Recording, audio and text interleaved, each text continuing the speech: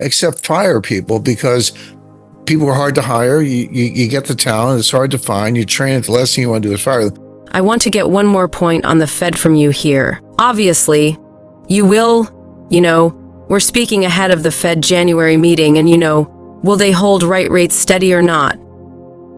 But the bigger question I have for you, Jim, is it's an election year, right? So will Jerome Powell feel that pressure? I'm going to bring up an article and opinion piece I read in the New York Times, where the journalist says, "What I don't know is whether the Fed is ready for the political firestorm it's about to face, and whether it will stand up to the pressure to keep rates too high for too long.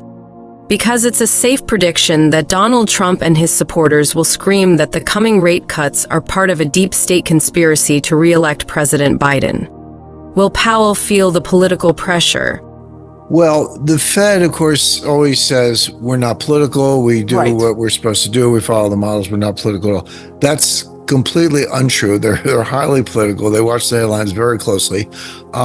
So they're aware of it. And you have to sort of put Jay Powell in context. He is a Republican, but he's a Bush Republican. There's no reason to think he likes Donald Trump or is a Trump supporter, et cetera.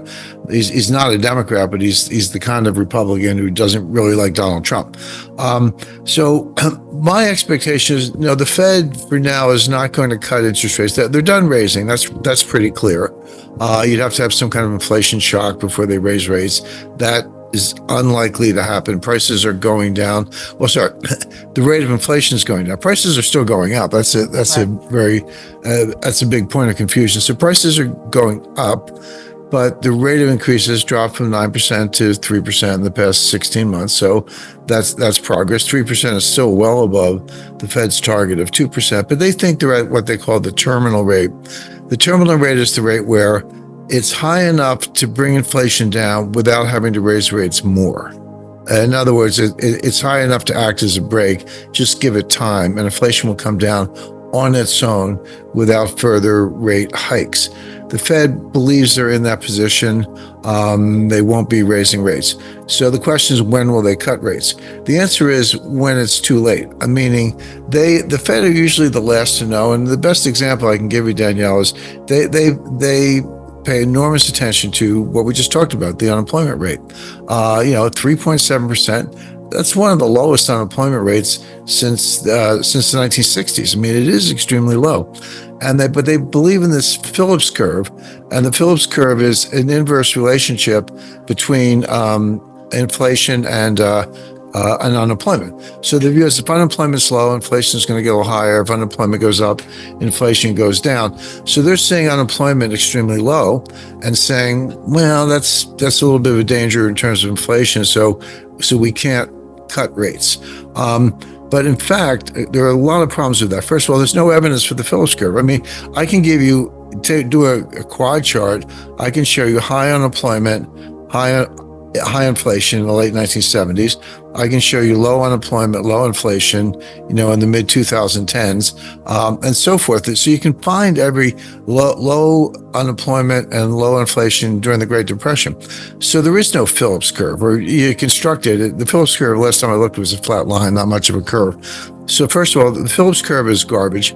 Secondly, employment is a lagging indicator. I'm not saying it's not an important number, but employers do everything possible to avoid laying people off. When revenues are drying up and margins are going down and profits are going down, they'll turn out the lights. They'll renegotiate the lease. They'll cut the laundry bill. They'll bargain harder with suppliers. They'll do everything they can except fire people, because people are hard to hire. You get the talent. It's hard to find. You train it. The last thing you want to do is fire them. So they will fire them. Unemployment will go up when they get desperate enough, but by then the recession has already started. In other words, it's a lagging indicator that tells you nothing. So my point being, Jay Powell is looking at lagging indicators. If unemployment starts to go up, which I expect it will, he will cut rates, but we will already be in the recession. So he'll have political insurance, because they'll say, well, yeah, we're cutting rates, but hey, we're in a recession, we have to. It'll help him avoid the charge that he's doing it to help Biden. The charge will be made anyway. They'll be in the political crossfire, but the economy will be so bad at that point, no one's going to blame Jay Powell.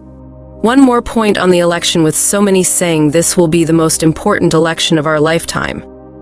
What do you make of that statement? Well, we both know that people say that almost every election. You could have said it about 2020 and 2016, et cetera. So it's a little bit of a cliche, but this time it might be true.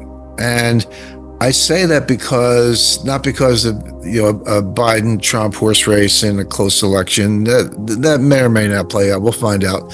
But there's so many things happening right now. I mean, why are we talking about the November 2024 election and here we are in early 2024? The answer is there are things happening right now. Trump's on trial in 4 different jurisdictions, facing 90 plus criminal charges. There's a chance that he'll get convicted of something. I think actually that's a very high likelihood. Some of them will be dismissed, some of them he'll win, but he'll get convicted of something. Now, he might actually be in jail on election day. So the orange man in the orange jumpsuit. But there's and this is something a lot of people don't understand, there is no legal or constitutional prohibition on electing a convicted felon to the presidency.